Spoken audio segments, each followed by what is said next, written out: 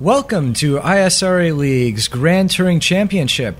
This is Season 6 of the championship, and we're watching Race 2, 70 minutes at Silverstone. I'm Daniel Quaroni, and with me in the broadcasting booth is Anthony Muniz. Thanks, Dan. It's great to be back with you here at Silverstone. Let's take a quick look at the standings. No big surprises since this is only the second race. David Serrois, having won the first race, is leading with 26 points. Mark Payne getting that lead lap point is just 2 points behind.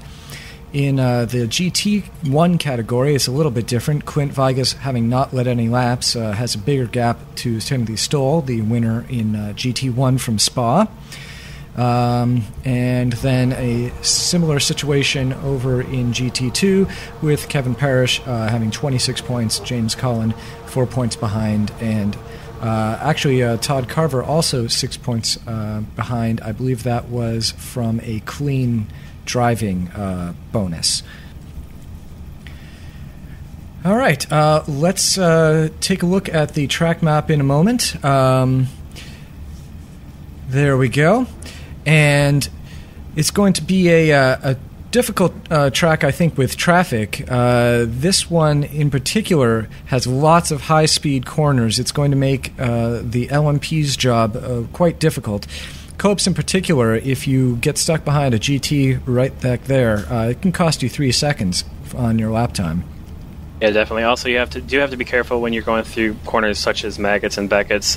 There's definitely room for LMPs to sneak by, but especially when you're going around 4 GTs, you have to be careful because those cars like to track out so much that you watch the cars exit. So.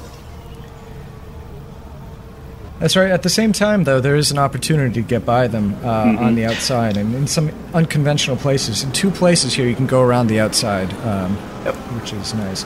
All right, let's go and talk about qualifying. And we have quite a mix-up from what we usually see here. Brian Carey starting front and center for the LMPs with a 1 minute 24 flat. Mike Kelly following at 1:24.4. In the second row, we have Colin McLean and Chris Dameron Jr.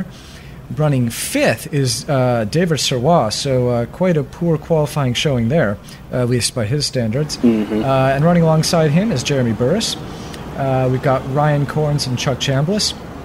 Then Daniel Quaroni and John Kuzland rounding off the top 10. And we have Lance Snyder, Jerry Morsdorf, Brent Briles, and Anthony Muniz, and finally Don Norris bringing up the rear of the LMPs. And then now going to the GT1 Corvette class, we have Eric Palacio qualified in first place with a 136.7, so great lap on his part.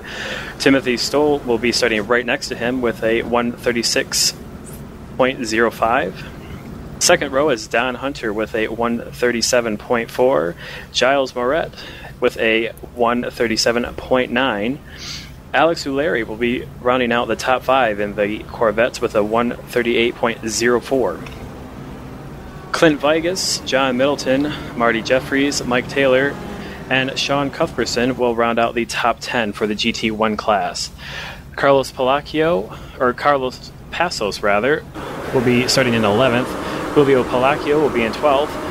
Wyatt Foster is actually in the GT2 class, qualified with a 140.4, and he'll be starting in front of Carl Mumbauer in the Corvette. And following him is Todd Carver. You've got Luke Poulin, James Mines, and James Cullen, Mike Young, Joe Jr., Daniel Gralty, and Mitchell Wyrick, Andy Gooderson, and Matthew Voigt. And that's Matthew Voigt in 12th, just to give a reference point. Ryan Huff and Jerry Knitter. And Jason Gordon's going to round up the GT2s, but starting from the pits are Stephen McGarvey, PJ Losey, and Clark Reed. PJ Losey in the LMPs, and Clark and Stephen both in the Ford GT. Well, we're heading around to the last couple corners. Before the race, Colin McLean was very excited, and he said he loves this course with multi-class. It probably creates the best racing of all the circuits we're running this season. So look forward to seeing how he negotiates traffic.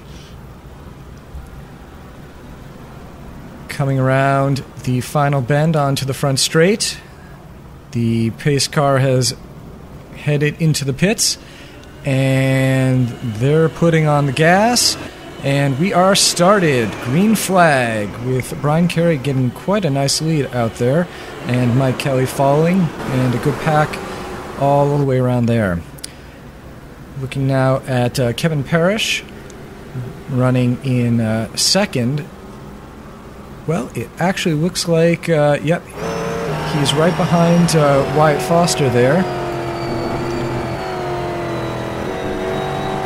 And traffic playing a big role here as everyone's going slow on the first lap. And I think, which Corvette? I think that was Carlos headed off to the left. Indeed it was. That looks like he possibly had got on the throttle a little bit too early going through Maggotts and Beckett's and caused his Corvette to slide off. I didn't catch if he got any damage. I think he got on without hitting the wall. That's right. There's a paved section there, so I think he was able to recover, and he rejoined, obviously losing quite a few places, though. So looking at the breakdown, it looks like nothing has changed. Timothy Stoll actually has lost second to Don Hunter, so there is some change-up going on in the Corvettes. And we're jumping now to John Middleton, number 76, and he is currently running 6 behind Alex Uleri.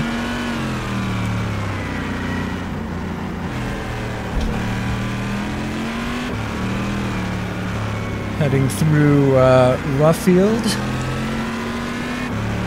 Interesting to watch the different lines that Alex and John take through those final corners. You can see they ended up pretty much equaling out the distance between them. Although it looks like John might be, didn't have quite enough to go try and make a move going through Copse. Nope, but I think he definitely gained there, and he's looking. Oh, there's an LMP off, and was that you?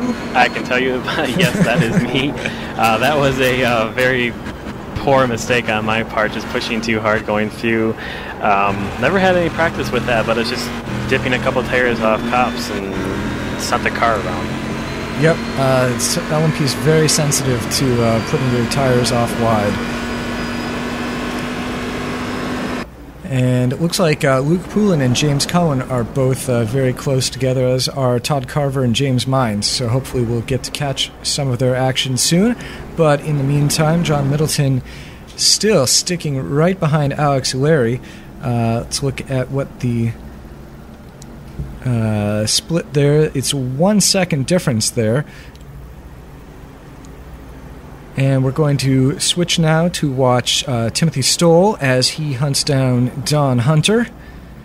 And they've got Eric Palacchio right ahead of them. So this is the top 3 battle right here. Looks like they've got some nice clear track. The next competitor, it looks like it's Gilles in the 31, and he's still he's 2 seconds back from Timothy, so no pressure there. It's all in Timothy and Don's court. Yeah, and this is really the time where to try and make some early moves when the track is clear and you're only racing within your class. It becomes quite a bit more difficult as the you get mixed in with the LMP and the GT2 classes. So if you can make a move now, that'd be awesome. Jumping now to Chris Dameron Jr. in the LMP, getting a little bit loose, eating some curb on the left there, but recovering nicely. And he's hunting down Colin McLean. And running 4th now, and Colin in the 3rd position at the moment.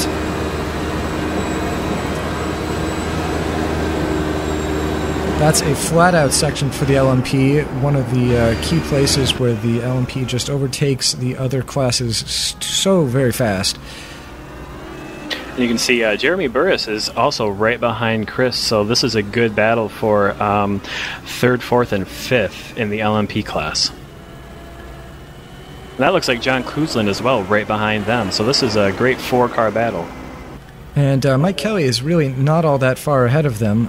In fact, It looks like it's about 1.5 seconds from Brian Carey down to Mike Kelly, and then another 1.5 seconds down to Colin McLean, with Chris Dameron making great progress on catching up to Colin. They are chewing up a lot of curb in these LMPs. Typically not a car that likes to eat so much curb, but they're making it work. And here's the draft. Chris going for the move under braking. Oh! But contact, and both Chris and Colin are off. And wow. It looks like Jeremy, I don't know if he got caught up in that or in avoidance, but Colin's back in the action. Well, I don't know. I think that one looked like a racing incident. Yeah. Definitely, there was no... definitely not an intent to do that, but I'm just wondering if it's a little too early in the race to be maybe pulling a daring move. You've got almost the entire race left, but as long as if there's no damage and it was just caused a spin, then I guess no harm, no foul. And on board with Ryan Corns making a great evasive maneuver to avoid. That was Clark Reed in the 4GT.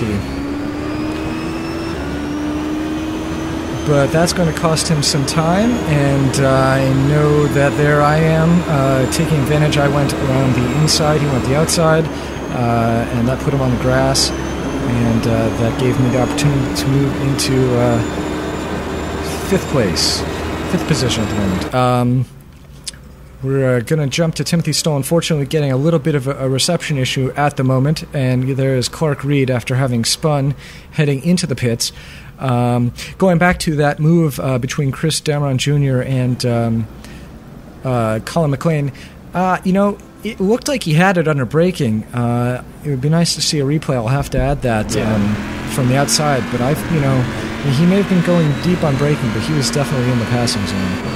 Yeah, and I really don't think it was anybody's fault. Maybe Colin just didn't know that he was going to make that move going on the inside and turned in a little bit too close. It's definitely a racing incident, and you hate to see those two really quick drivers have something like that happen so early in the race. Now, in the meantime, in LMPs, Mike Kelly just barely avoiding Ryan Huff as he re-enters the track. But Brian Carey, 1 second now ahead of Mike Kelly. So they're keeping a pretty even pace there. We'll have to see how that pace holds up as they now catch up to the rear end of the looks like mostly GT2 cars, but there are a couple of Corvettes. That looks like that could be Carlos Passos. He spun earlier. Definitely heavy traffic right here, which means lots of great battles in the end of the GT pack. That one looks like Joe Jr. there, and he's running 9th right now, and that's Todd Carver in 5th. And it looks like Daniel Gralti in 7th. Do I have that right? No, I'm sorry. That's not Daniel Gralti. Is that James Cullen? That must be James Cullen. Mm-hmm. But also, I'm interested to see if there's a difference here. This is a track where either medium or high downforce was the choice for the LMPs. And I know that Brian was running the high downforce package. I'm not sure what Mike was running, though. We'll have to see if it's obvious whether or not Mike is gaining on the straights or in the corners. Definitely gaining right there as Brian had to tiptoe around a couple of 4GTs, Kevin Parrish and Luke Poulin there. And back to Timothy Stoll and Don Hunter. Timothy's still chasing down Don. Don, who has some connection issues, it looks like, and fortunately has reappeared for us. Timothy right behind him now. There is essentially no gap there. Timothy looking to make a move on the inside. He's like going for it, and I think he's got it. There it is. Yep. Nice pass there, Timothy. Nice and clean. And they both have connection issues and reappear there. But yeah, that was a great move by Timothy to regain that second place that Don was able to claim. I think it was on the first lap. So a good move there by Timothy Stoll. And taking a quick look, that puts Timothy about 2.25 seconds back from class leader Eric Palacio. So hopefully they'll be able to catch up now that they're not battling. Maybe Don may still be on him. But while we're talking, we've got more battling here between Chris Dameron Jr. and Colin McLean. Chris, who got the worst of that incident and stopped, has gotten past Colin. I'm wondering if Colin might have some damage that it's slowing him down.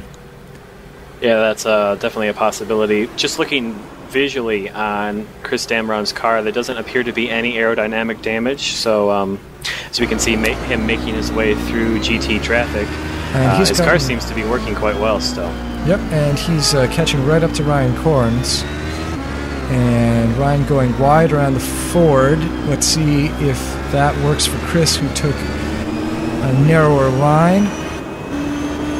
And here again is where the difference in downforce package could play a role. I think that Ryan looks like he was probably running high, and Chris not able to make the move on the outside. That is a very hard corner to try and make a move on the outside. And just trying to make that maneuver cost him enough time that Colin was able to get by. Colin now making a move on Ryan, but getting blocked up by a Corvette. And that was... Well, let's not worry about the Corvette at the moment. Let's see what happens here. It looked like Don checked up, almost ran into Ryan on that maneuver, but fortunately did not. However, they both got past Ryan, and now we have Colin running 5th, and Chris Dameron here, we're on board, running 6th.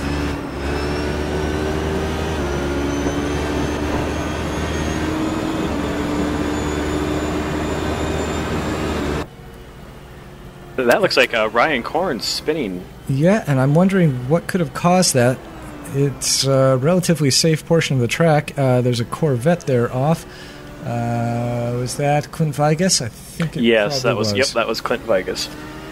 But yeah, going back to that spin, that is a very unusual spot, especially to see an LMP spin there because of all those cars are pretty much flat coming out of that corner, and with all the downforce, that is a very unusual spot.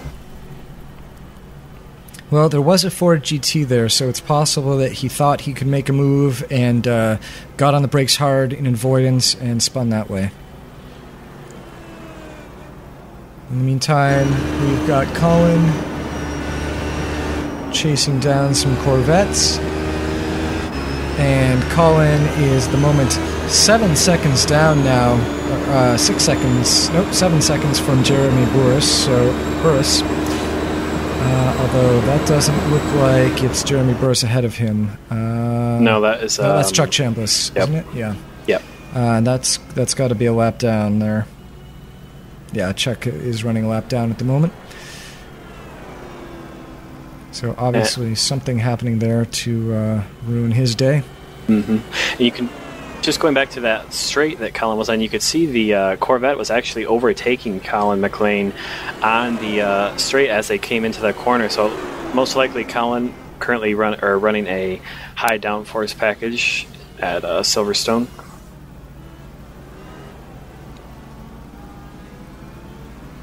And having gotten past Chuck,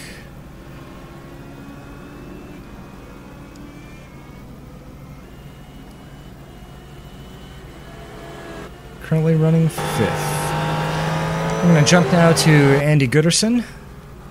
And Andy is running 13th in the GT2s. And that is Joe Jr. right ahead of him.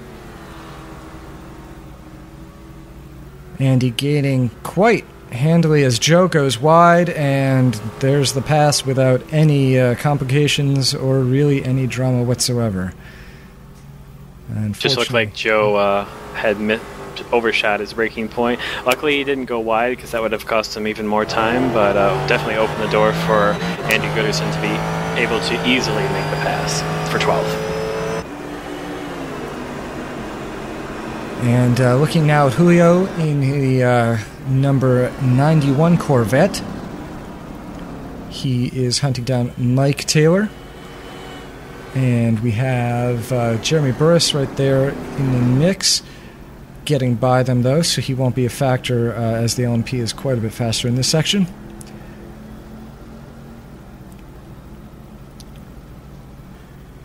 Looks like for Julio, running currently in 8th, he is just maybe half a second back. Yep, Mike Taylor right in front of him. Looks like he's trying to see if he can make a move as we switch now to Timothy Stoll, who was caught up with Eric. Yeah.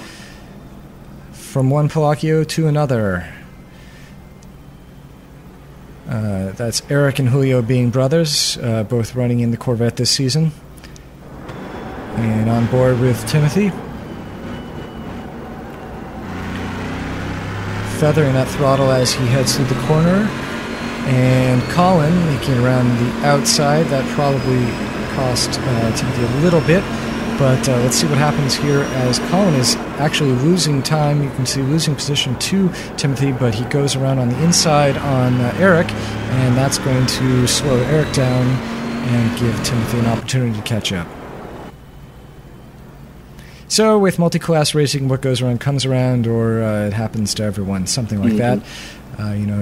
Tim loses a little bit, then Eric loses a little bit, and they're even. Here we've got Chris Dameron coming up on this battle, however. And Chuck Chambliss, once again, a lap down there.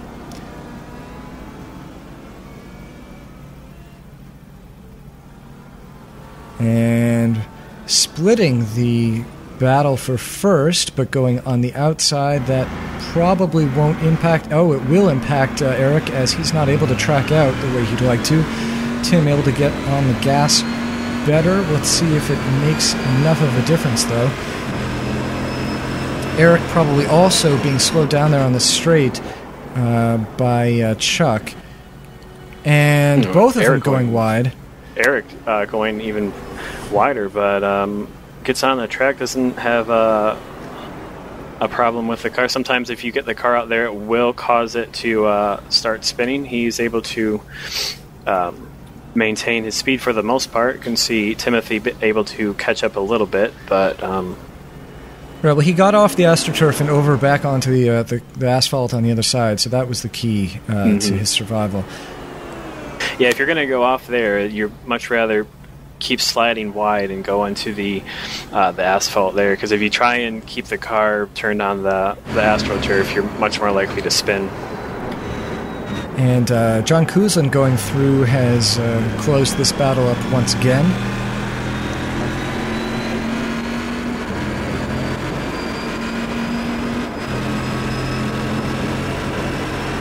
Much nicer, tighter line there from Tim. And it looks like some Ford GT traffic. I think that's Joe Jr. is going to slow them down. Tim going a little bit wide, and we've got a gaggle of LMPs coming through as well. It's Jerry Mooresdorf right there in the 42. And, trying to go 3 wide. And they tried to make it 4 wide. I don't know what's happening over there. It looked like someone was making for the pits. Yeah, that looks like one of the LMPs pulled off. I believe that must be Jerry pulled off. You could see that. I believe that was Joe Jr. going through the corner, got a little bit loose, slid into. I believe he slid into. Eric. Who was that? Eric. Yes. Yeah, because he Eric slid into looked Eric. like he went into the pits after that. I didn't see him on the straight afterwards. Yeah. On board now with Jeremy Burris, and he's running 4th right now. That's a great position for him. When his internet connection and computer aren't letting him down, he's a really competitive racer. Getting by Todd Carver and having to slot in there. Let's see. Can you spot the GT before I do? Is that Kevin? No, actually. That 56. would be... 56, James Cullen. James Cullen, There we are. And I believe that's Luke Polhoon right in front of him. Well, Jeremy caught right up to John Kuzland. Or David Sirwa. I'm sorry, David Sirwa. Sorry, everyone's running these blue paint schemes and confuses me. Yes, so David Sirwa. So I'm sure David got stuck with traffic right there.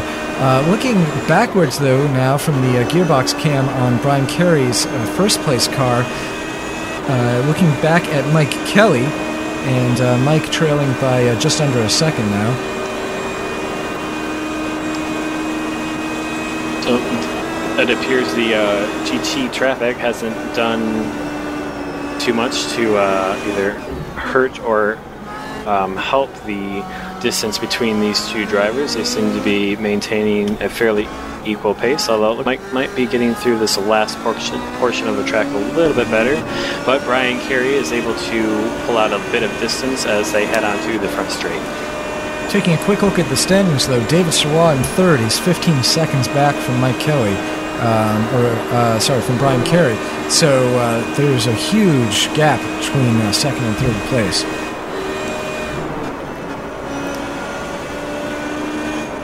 Mike getting nice and close in the corners, making him. That's what caused that. Mike getting a little bit off kilter, running up on the curb. That's Eric and John Middleton in the Corvettes. Now, I believe Mike should be able to get past... Well, he can get past Julio there, but... I'm sorry, it wasn't Eric, there was Julio, but not past that other Corvette.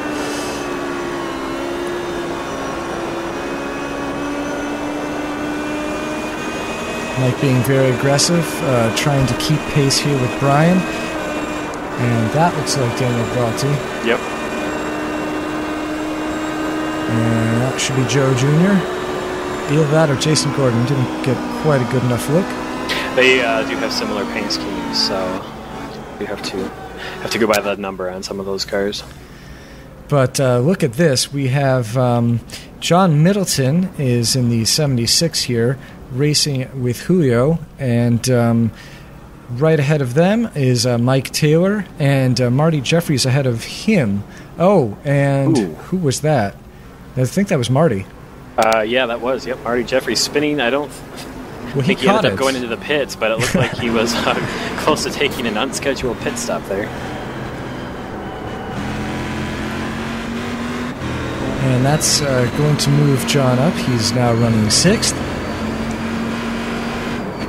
And Marty lost another spot to Alex as well in that mishap. And 19 of David Sirwa is making his way, threading it around the outside, with Jeremy still hot in pursuit. And down the straight, this is 3 wide. We've got, Julio defending a little bit.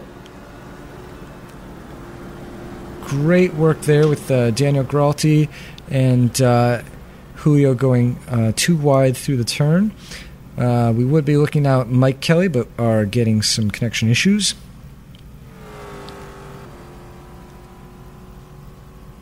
And jumping over to Mike Kelly now. Still right behind Brian Carey. And Mike into the pits. And we are, we're at 46 minutes, and it's an hour 10 race, so we're about 24 minutes down on the clock. I think most people figured it was going to be a 2 pit stop race, and so he may be going for a splash. He's got a little bit of damage, though. I wonder if he's getting it repaired.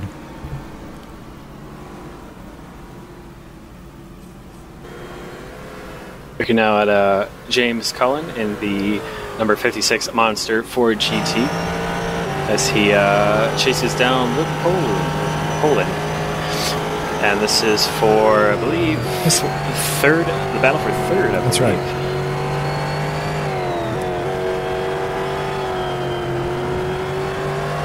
Nice control on the part of James Cullen. He really rotated that car beautifully. And you can see catching up with Luke Poulin, although he ran a little bit wide.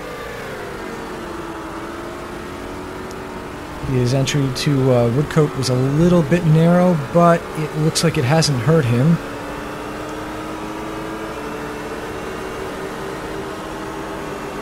to see what this LMP does. This is Brian Carey. Oh, no! Wow. And Brian went for the late move, and there goes Luke. Was that Brian Carey or was that Don Hunter? That was Brian Carey, okay. I believe. Yeah, Don Hunter is running a Corvette. Oh, yes. So we'll just right. watch the board now. Well, David Sawar was elevated to second when Mike hit the pits.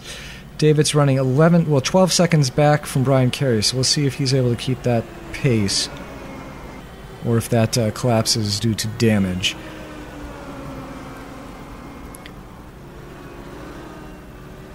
Well, meanwhile, we're looking at the number 27 of John Koosland, and he is following Chuck Chambliss, and Chuck, though, still a lap down in 12th.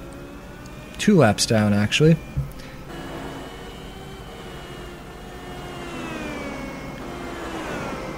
The next position that John is trying to chase down is that yellow LMP that we just saw go past of Chris Damron, and we can see an incident of some sort happening going around turn 1. Well, Mike just exited the pits. Chris Damron got around him, and there was a Corvette in there. I think someone may have just gone off accidentally, and between Mike exiting the pits and the car going off, people were a little bit cautious. So now Mike Kelly right behind John Koosland, having exited the pits, and also Chris Damron. Mike looking to the inside, but not having an opportunity. Both John and Chris making it on the inside of that GT. I'm not sure if John was able to follow them there, though. I'm sorry, if Mike was able to follow them. But you can see that with that small incident, John Koosland was able to close that gap between him and Chris. As we look now to Jeremy Burris, who is currently running in the 3rd position, trying to catch, well, he has caught, rather, David Serrois. Now he's just trying to get past him. And taking a quick look, David Serrois now 15 seconds back from Brian Carey. So obviously any damage incurred from that incident with Luke has not slowed him down. Although maybe it's because David's running slow. Jeremy trying to make a move on the inside on the turn entry, but wasn't able to as Kevin Parrish. Is that Kevin or is that Luke back in the I believe that's Luke. That Luke got back in. I thought he hit the wall, but maybe he didn't. And it looked like Carlos Passos was off right there.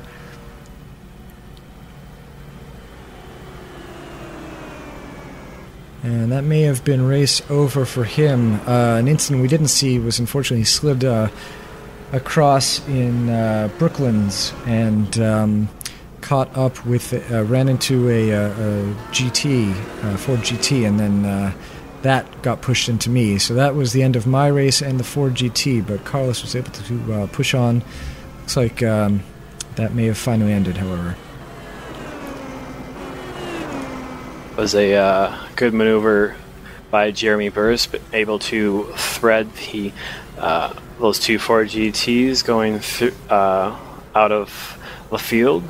And so, good move on his part as we look now at Ryan Huff, who's currently in 7th, defending against James Mines in that Red Bull Ford GT. And, right, so Ryan running 7th, as you said, and James just, well, he's looking on the inside. You can see he's trying to make the move through, well, he has made the move. And a nice clean pass. I don't think Ryan really put up much of a fight on that one. He said, yes, you're faster, I think, and so go ahead. Who's coming up right behind Ryan, though? That looks like it's Todd Carver. Yeah, so, you'd be right. A call messing up my recording here. Apologize for that.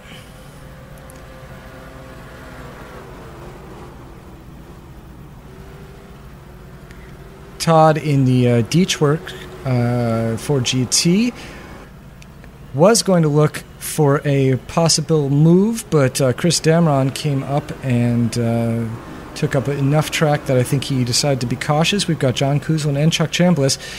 Chuck going around the outside and John following him. I'm sorry, is that David Sirwalla? No, that is John Kuzlin. All right. I can't tell those two apart. I'm telling.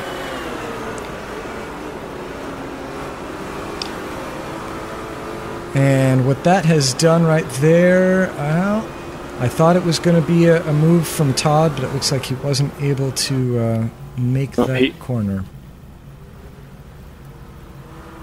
Looking now at James Cullen, who is trying to chase down Kevin Parrish. I believe that would be for second place.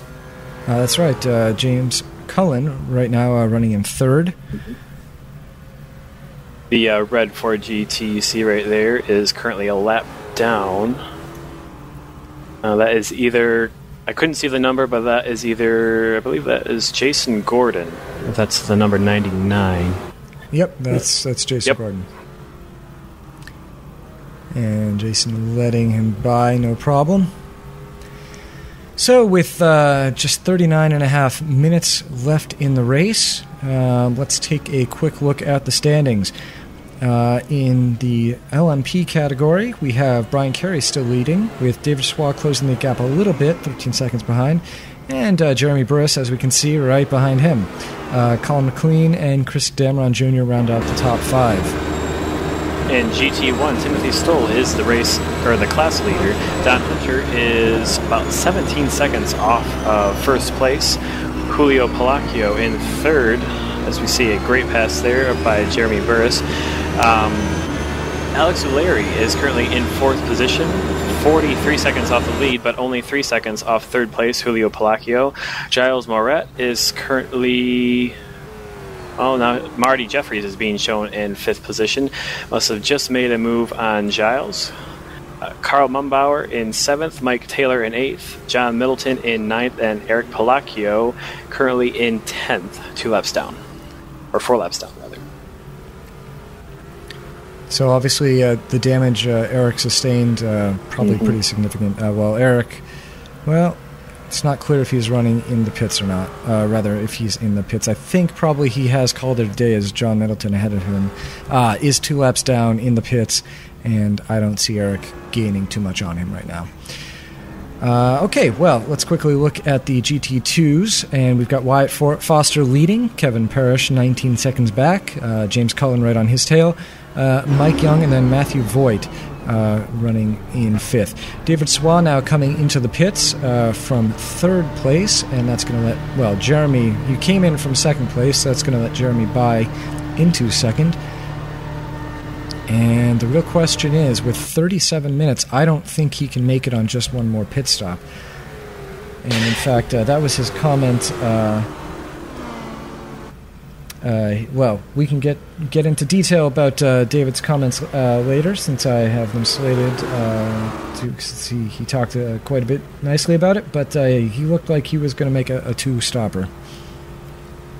Yeah, this is you'd really be pushing it to try and make it with just this one stop right now. So even if you drove very conservatively, it'd be really close. So you'd have to most likely you'd have to come in and take just a splash of fuel to make it the last couple laps.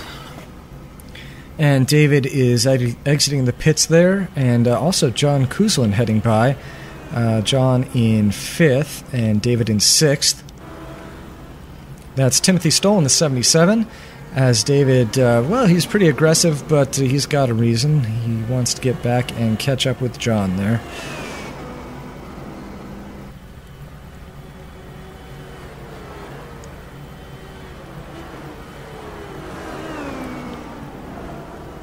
And traffic holding David up quite a bit. Unfortunately, he got right on the tail of that Ford GT, and that slows him down quite a bit, but he's able to get by. And it looks like John Kuzlin got slowed up in traffic, and I think we're going to see David on the outside here in a moment. No, he's gotten ahead of David's, or kept ahead of David, so just by a fraction of a second, though. Yeah, that was something we saw at Spa when you were negotiating traffic. If you got right on the back bumper of a slower class car, that really held you up going into the next straight, and it, depending on how long that straight is, that can keep you side by side with the slower class car and then compromise, or maybe not compromise, but definitely slow you down again. As we can see, David Serrois making the pass on John Kuzlin going into turn 1, and that should be for, what, 4th place? 3rd place? Well, there's a lot of mixing up going on as people enter the pits. I just saw Chris Dameron Jr. headed down pit lane, and just all these wonderful marketing firms are calling me tonight, right when I'm recording. All right, I apologize for that once again. So Chris Dameron Jr. and I think also Chuck Chambliss was in the pits. So there's a bit of mixing up going on as we rotate through the pit stops. But yes, John Kuzlin, as we can see, currently running 4th. Now with James Mines and Matthew Voigt. James looking to the inside. He's not seeing it as we've got, there we have Chris and Chuck exiting the pits. And getting past, James getting past Chuck. Good work. Nice gentlemanly driving there from Chuck not to interrupt that battle. Mm-hmm.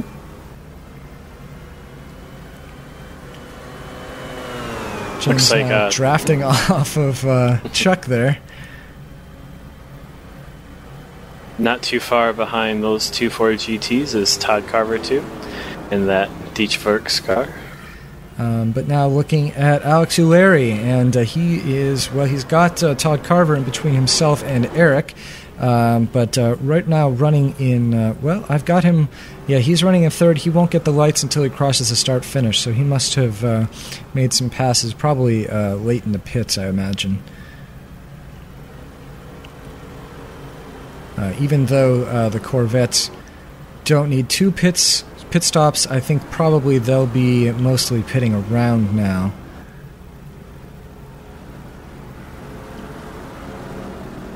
And someone kicking up dirt there. Matthew Voigt holding up Eric. Matthew taking advantage of traffic to increase the gap between himself and James Mines. And Matthew headed into the pits. Ryan Corns splitting Eric and Alex and jumping on board Alex's car.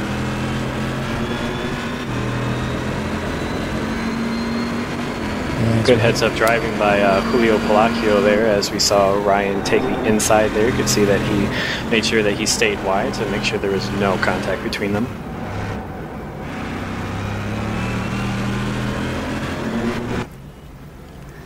And Lance Snyder getting past Alex on the straight. What'll happen in the turn, though? That's the real question. He is going to split the two, Eric and Alex. But I don't think that probably cost Alex any time. There was plenty of room, and Lance obviously didn't need to slow him down at all.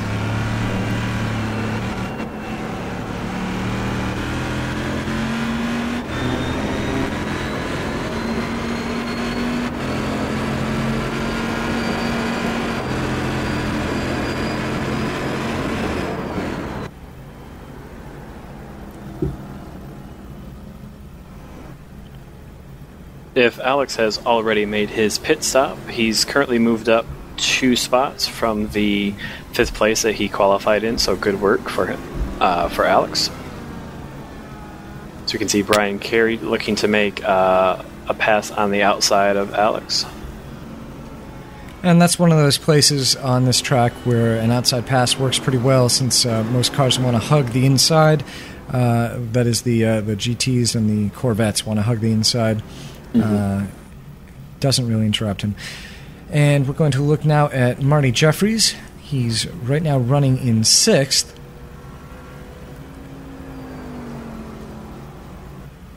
And let's see where he is down from. Well, he's 6 seconds down from Gilles ahead of him. And looks like he got on the brakes a little too hard trying to dodge Ryan, or not. get into trouble with Ryan, and I think that is race over probably. He hit the wall. I think he called it a night.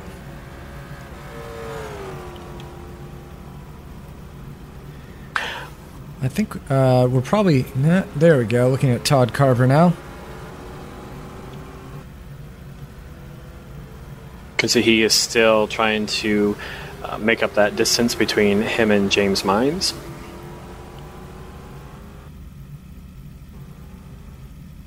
Hopefully they'll come back soon. A little bit of data issues here as we watch people cycle through the pits. And back on board now with Todd Carver as we get to some exciting stuff. He's right on James' bumper and sacrificed his entry for the left-hander there a little bit. There was no opportunity for a move, so I'm surprised to see him do that. Yeah, I think he probably just had a better exit than James Mines did out of that corner, and didn't want to sacrifice the speed that he made on him. But in that case, it'd be better to let off the throttle a little bit, fall in right behind, and set yourself up for a better exit from the next corner.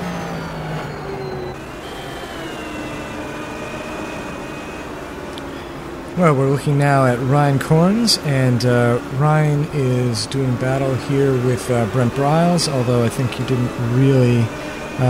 yeah, actually, that was a pass for position right there. That's a pass for 7th now, so Ryan getting past Brent. Great move there, both of those drivers splitting that GT car. And Kevin Parrish, I'm not sure, I think that might have been some damage to the back of front of Brent's car, rather. And that should be John Kuzlin right there. Yep.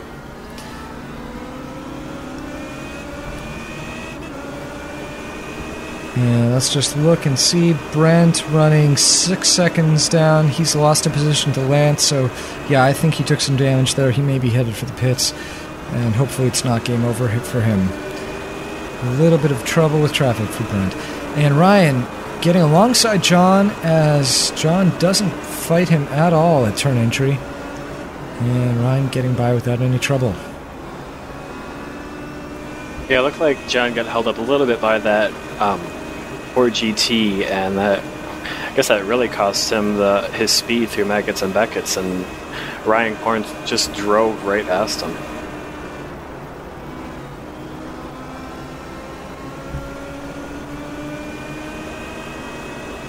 Well, it wasn't just in that corner. It looks like Ryan's got the speed all around the track. John's keeping between a second and 2 seconds behind him, so we'll have to see. Maybe we'll get a view from the front, hopefully switch off the chopper cam in a moment.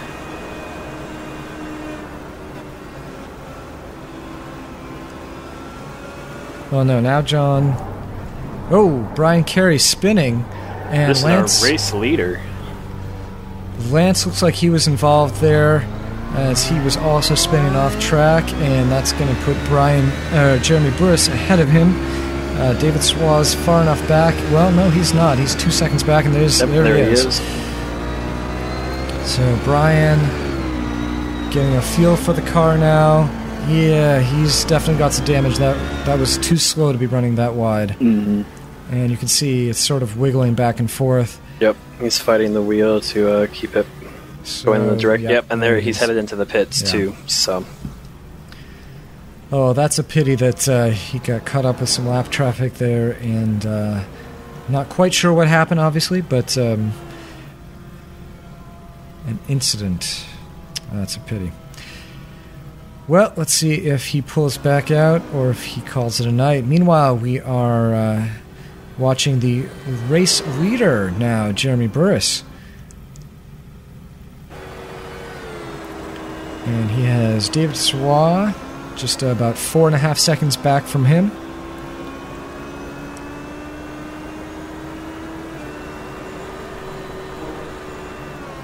I think I see them kicking up sparks in that part of the track.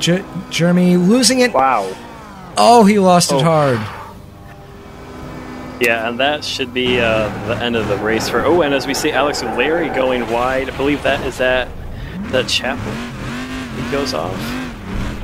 Looks like he makes some contact with the outer wall. I'm not sure if that's done any damage to that Corvette or not, but yeah, that is Chappell that he's gone off. He just took a little bit too much speed coming out of Beckett's. He's slow getting up to speed, feeling out the car, and what we'll see as he does this turn entry. Oh no, he's going. Well, he had a car on the inside. Was that Don Hunter? Yep. Don Hunter, and then Colin McLean will be passing on the outside there. It looks like he's still off the pace, so I'm going to assume that he's got some sort of suspension damage. Going back to Jeremy, where this is where he just had his wreck. That was a fairly uncharacteristic problem. You could see he started to lose it. He was trying to catch it, and then his wheels got grip as they were turned opposite lock, and that sent him shooting right into the wall. Yeah, and that's two. Well, of course, Alex, who was running quite well, and Brian Carey, who was the leader. So that's two. We have front-running cars that are. Well, Alex is still staying on the track, so obviously he thinks that he can work through the damage. But that's just two front-running cars that are either heavily damaged or. Yeah, it's tough. You can definitely tell that yeah. Alex. Yeah, you can definitely, because it looks like he's fighting the wheel, but he seems to be able to stay on the track, and looks like he's up to at least a decent racing pace. So maybe the damage isn't as bad as it looked like it was going to be, but really a shame to see two front-running cars, I think, on the same lap have an incident. Yeah. Well, let's look at the LMP lineup now after that. We've got David Sawal leading. Colin McLean is in second, but he's 48 long seconds behind. So very safe lead for David. Chris Dameron Jr., John Kusland, and Ryan Corns in fifth. In the GT1 Corvette class, Timothy Stoll is still the race leader. Julio Palacio is running second, but again, another long 47 seconds or so back from first place. Don Hunter in third place. Alex Uleri still managing to maintain the fourth position. And Giles Moret is in fifth. Then in GT2, we have Wyatt Foster still leading. Kevin Parrish behind him as we go on board with Jerry Morsdorf. Let's go through James Cullen, Tyrod Carver, and then James Mines in fifth. Jerry, let's look, is 2 seconds down from Brent Briles. Brent having taken that damage. Here's where, as I said at the beginning of the race, that the LMPs can lose so much time, and he made out okay, but probably lost a second and a half right there. Yeah, you could hear him shift the car probably up into around third gear or so, and usually those are the LMPs are going through close to, well, it's not flat, but you have a little bit of a lift off going into the corner, and then about midway through you can get right back on the throttle. So those cars are really going quick through there, and to have to slow up that much, like you said, you're losing a good amount of time.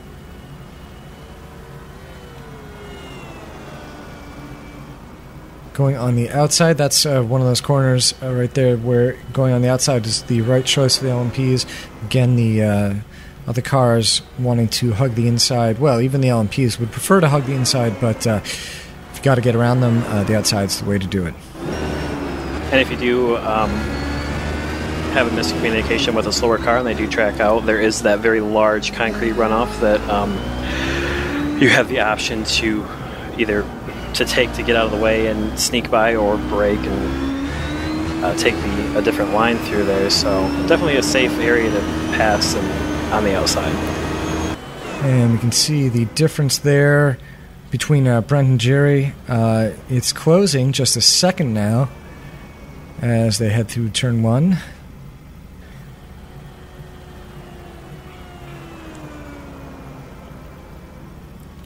I'll be interested to see what the battling is like, as it looks like Jerry's going to be able to catch up to Brent Briles, because these guys are teammates, so I'd like to see how hard the two teammates battle each other for, what is that, 6th position?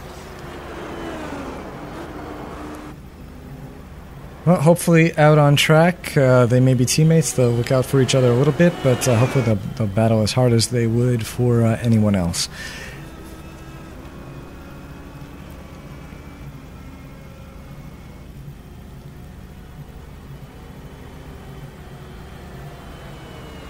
And it looks like Eric, or rather Julio there in the Corvette may... well, I thought he was going to play a role. It looks like maybe he did slow down Jerry a little bit more than Brent. Oh, Jerry going very, very wide. That's going to cost him. You can see Eric, or Julio rather, almost catching up and looking for a way to pass him. That was good of Jerry to actually manage to stay on the track, though, because if you dipped a couple tires off, you'd be losing far greater amounts of time if you go off in especially that area of the track, because if you it's just that grass there, so you're going to slide from in the grass and then into the sand, so it's a long way back on track. So looking now at James Mines, currently running 4th, and Todd Carver in 3rd in the GT2s. See, it looks like Todd, once he was able to get past James, he's put a fair amount of distance between the two cars. That's right. Right now it's looking like a 3-second difference. And looking now at Chris Damron. And he's running in 3rd. About 9.5 seconds. Tries to go around the outside of Jerry Knitter. And Jerry... no option, nowhere to go. Spins him, and hopefully not too costly a mistake there for Chris. Jerry's closed that gap, probably in traffic here as we see. That's Kevin Parrish, who's currently running in 1st place in GT2. And that looked like a much better exit to me from Jerry than Brent, getting nice and wide and getting on the gas early. And here drafting is playing a part. And that's where I tried to quiet down so you could hear the lift, and then getting right back on the throttle.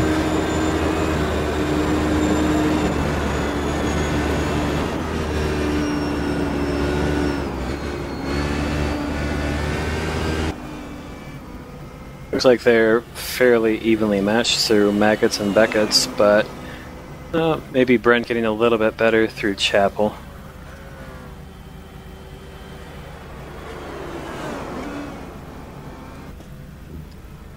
Well, it's a great battle. It doesn't look like either of them has the upper hand, so they'll have to be really careful, but push it without making any mistakes. And there, once again, we have Jerry Knitter, and he's still on the track after the contact with Chris Damron Jr., so good that that didn't take him out. And that's Kevin Parrish exiting the pits, and he has not kept his first place. He's now down in 5th after having pitted. Looks like he has a bit of damage to that nose of the Ford GT there. Is that damage or is that his paint job? I think you might be right, though. It's hard to tell from that camera angle, especially when we see it from the front, but I thought when he was coming out of the pits I noticed a little bit of body work damage, so I'm not sure how much that's really affecting the car. These all these cars rely on downforce. A little body work damage isn't near as devastating as it would be on an LMP. Well, it is about pit window time for the Ford GTs. They can go right about an hour on a tank, so we have 16 minutes left. I think he probably had that as a scheduled pit stop, and in fact I think we should expect to see some other cars heading into the pits, and that'll elevate back Kevin back up to well, if not first, maybe second. Todd Carver Oh, I'm sorry. Is that Tart Cover? No, that's Mike Young. Yep, Mike Young in the Jägermeister. There we go, running fourth.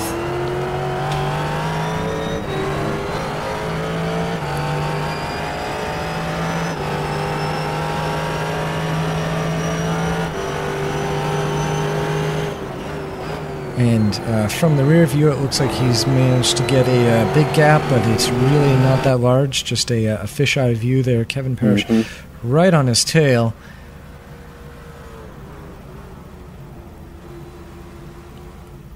And yeah, those. Oops. See Kevin definitely making up some distance on Mike as they go through Maggots and Beckett's. He's going to be right on his tail coming out of Chapel and down the Hanger Straight. So see I if expect he to can see use him move it. here. Yeah, I do too. You can see him pulling out inside, under braking, and he's well, it's tough to tell. Mike gave him still room. has it. Yeah, he gave him. Oh, and there he goes. There he goes. I think Mike let him have that position. Just from the sound of the car, it sounded like he let off the throttle just a little bit, so he'd have allowed Kevin to get by. As we can see, Chris Dambron splitting the two cars, I believe. So Chris still in the race, obviously, after that contact with Jerry. I would expect probably we're going to see Mike head into the pits. Ooh, Kevin getting a little bit squirrely under braking there.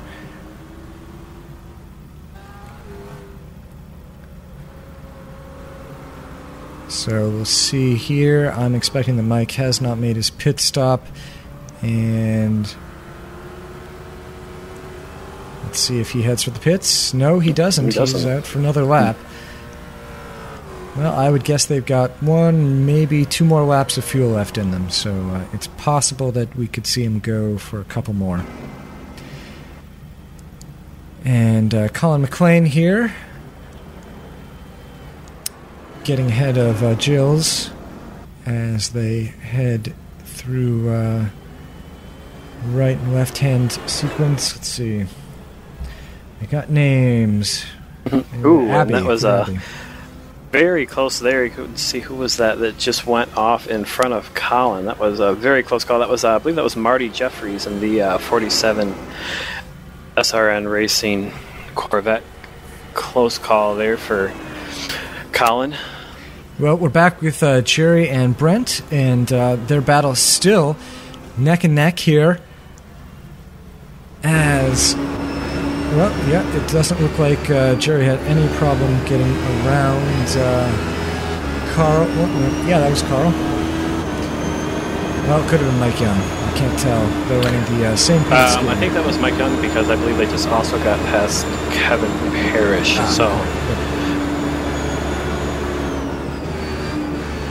Traffic not really playing a factor there through Abbey, but this race here. Yep. And hopefully Jerry is going to hang back, and he's going to take advantage of accelerating when he wants to. Ooh, well, I'm not sure that really benefited him at all. Nope. Looked like Brent was able to get by on the outside without having to worry about the GT tracking out, but I think Jerry was just a little bit more cautious to make sure that the GT didn't go wide. Didn't want to have any contact there, but as you can see, Brent comes up on the Ford GT of James Mines, so that's going to bring them right back together.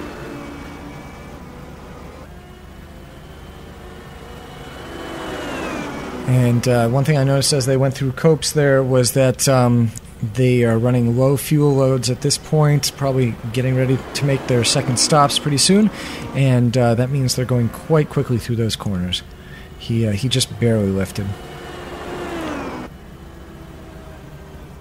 And of course, flat through that corner, braking, a bit to go through. What is that? I believe that's the what, Abbey? Yeah, that one's Club. Oh, Club. Yes, you're right. So, yep, you're straight, you're flat out, and then have to brake a bit to go through Club, and then you're flat out again through this on corner. Board with Mike Young. Well, let's see. Mike Young running with Kevin Parrish ahead of him, and some GT traffic, and that looks like Brian. That can't be? Is Brian Sanders? No, that's Don Norris, actually. Oh, it's Don Norris, okay. Yep, running 9th in LMP.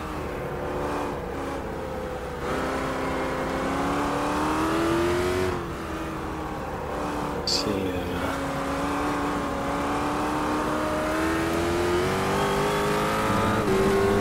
Looks like Don will try and get the inside. I believe he'll take the inside there going onto the front straight. Should be able to clear Mike Young before they get down to Copse. Yes, he will, because Mike Young takes the inside lane there. Using all the track that's available, just keeping it off the AstroTurf there. And 10 minutes to go, as he got by, he just got by Kevin Parrish, I think, right as we cut away. Yeah, that looked like Kevin Parrish was a bit off pace there. I'm not sure if... Well, here we're on board with James Cullen, and he's also getting past Kevin. So Kevin definitely off pace.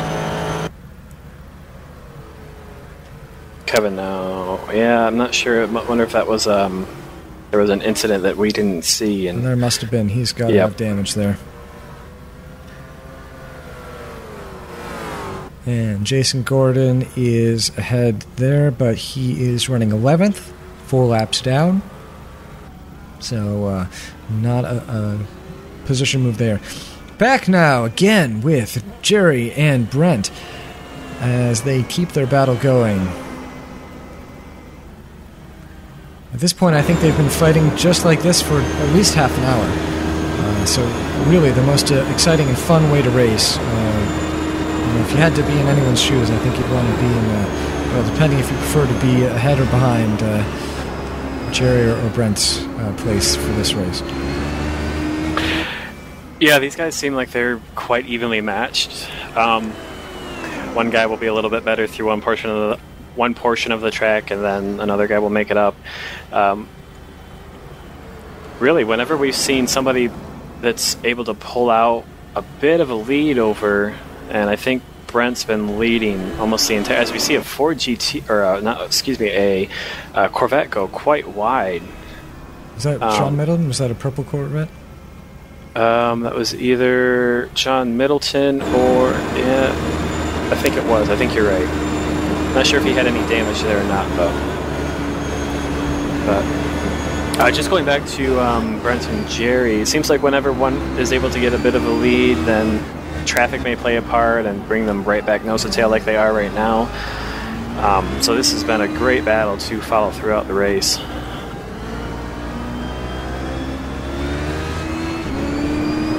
There we go, a nice exit for Jerry. He's going to be able to draft, he's exiting the draft a little bit. There we are. Oh, wow.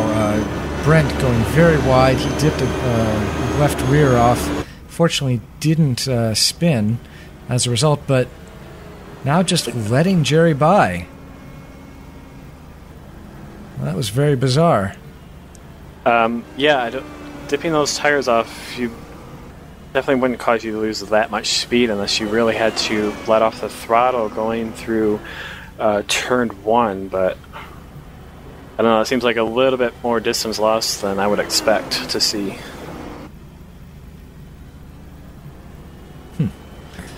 Well, we'll have to see if Brent falls back. I mean, he's definitely looks like he's losing time, and I mean, there's nothing to explain that at all. We didn't see any damage occur. Well, now he's pulled it right back up now. It's I can't imagine this being team strategy or anything, just because it's just a battle between these two guys. So, kind of a bizarre turn of events. I wonder if Brent is going into pit. Yeah, I wonder. For a second there, I thought Brent might have run out of gas, but I wonder if he let Jerry by because he's going to head into the pits. So, well, maybe he thinks he can conserve and avoid a second pit stop. It's a little bit late to be making that decision, but we'll have to watch and see. In the meantime, we're watching Ryan Corns and John Kuzlin now. Ryan in the 5th position and John in 4th, just ahead of him.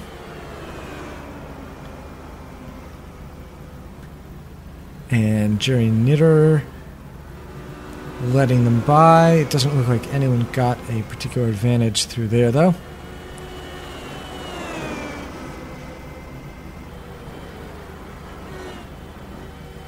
Looks like... well, that's Brent just ahead of them. Yeah, that is Brent, so... Well, Jerry's there too, so it's just a very close race here from 4th to 7th, yeah.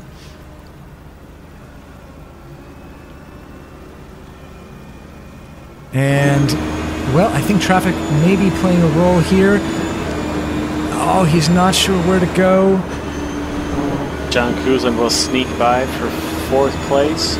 You could see he wanted to make that move. He wanted to get past Carl on the right, but he just wasn't sure because he knew that John was going to be trying on the left. He wasn't sure he could do the 3 wide and didn't go for it. Let up a little bit and is now alongside John, and John Hunter's ahead of them, and John has taken the inside, Ryan on the outside, and that's what it's going to take to make the pass. Yep, wow. That's a great example of how you can use traffic to your advantage and how sometimes it will hurt you, because you saw how Ryan got held up by that Corvette and allowed John to get by, but then John was held up by a Corvette and he'll take the position right back. So John right on Ryan's tail as they come up on well, actually it's not a large amount of traffic. It's the battle between Jerry and Brent, as well as a couple GTs. We've got Luke Poulin, I believe, right there, who they've gotten by. So there we go, 4th, 5th, 6th, 7th, right there. Ryan Corn's looking to the inside. Late. Wow, that was a great pass there by Ryan Corn's, braking extremely late going into that corner, and it looks like John Kuzlin snuck on by. Yep. Yeah, I'm not sure if that possibly rattled Brent's nerves a little bit there to see Ryan brake so late, but John was able to get by. A good move on John's part. And on board now with John Kuzlin with just 3.5 minutes to go.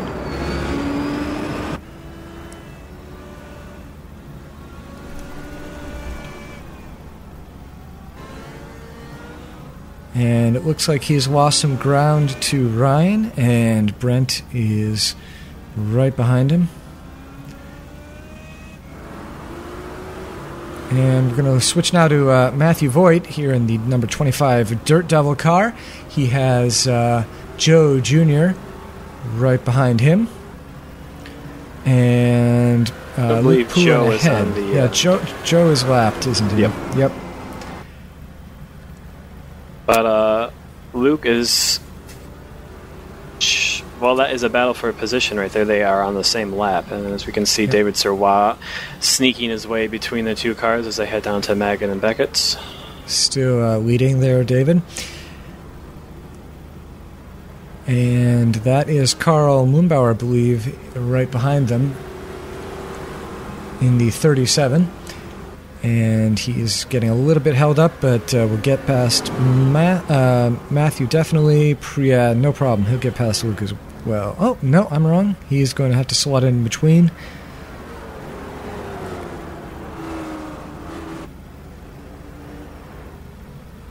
Corvette not having quite enough pull to get by there.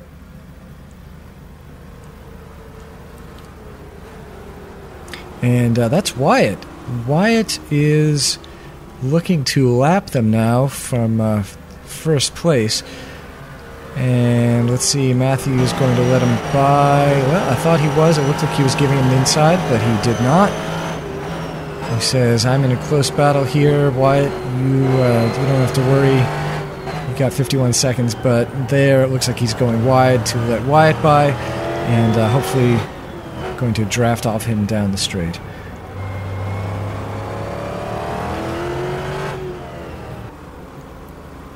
Wyatt's managed to lap quite a few cars. He must be having an outstanding race. Well, qualifying up with the Corvettes, he's definitely one of the very, very fast drivers here.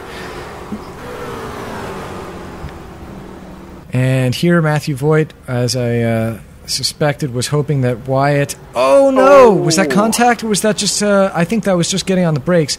And John Middleton, going from the AstroTurf, re-entering the track, Bumps the wall. Probably not going to do any damage, but that's going to cost him quite a bit.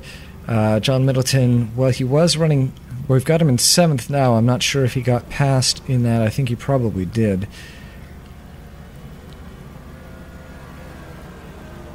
Yeah, his car looks fine. He just lost a lot of time.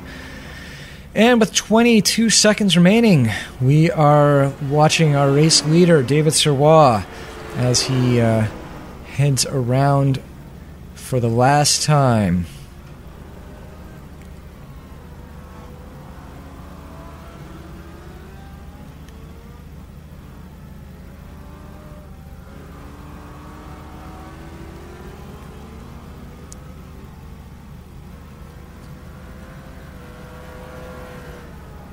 And crossing the finish, David Serrois takes first.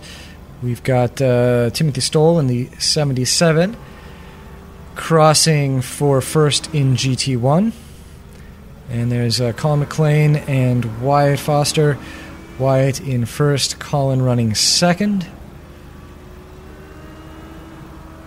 Good to see that both Colin and Chris Damron were able to continue the race after that early incident that they had. And Colin and Wyatt now finishing.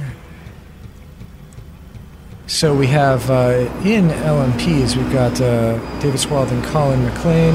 GT1s, where all the finishers are, we've got Timothy Stoll, Don Hunter, then the 31 of Gilles Moret, and the 23 of Alex Ulleri. In 5th is the 66 of Mike Taylor. 6th we have the 37 of Carl Mohnbauer, and 7th the 76 of John Middleton. And looking back at LMP, the number 60 of Chris Damron Jr. has come in 3rd.